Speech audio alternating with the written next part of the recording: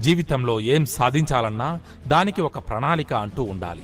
ప్రణాళిక లేని పథకం పేక మేడలా కూలిపోతుంది. ఒకరిని నాశనం చేయాలనుకుంటే మనమే నాశనమైపోతాం. ఇది చరిత్ర చెబుతున్న సత్యం. మన ఆలోచనలు ఎలా ఉంటే మన జీవితం కూడా అలాగే ఉంటుంది. మంచి పాజిటివ్ మైండ్ సెట్తో, జీవితం మీద ఆశావహ దృక్పథంతో ఉంటే అంతా మంచే జరుగుతుంది. దురదృష్టానికి తలవంచకుండా కష్టపడే వ్యక్తికి దైవం కూడా సహాయపడతాడు. మంచి ఆలోచనలు మన చేత మంచి పనులు చేయిస్తాయి. మంచి పనులు మనకు సత్ఫలితాలనిస్తాయి.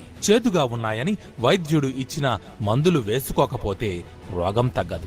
అలాగే కష్టంగా ఉన్నాయని పెద్దలు చెప్పిన మాటలు వినకపోతే భవిష్యత్తు బాగుండదు. అహంకారం, గర్వం ఇవి ఎప్పుడూ మనల్ని జయించనివ్వకూడదు. ఎందుకంటే అవి మనపై విజయం సాధిస్తే మన జీవితమే అంధకారమైపోతుంది.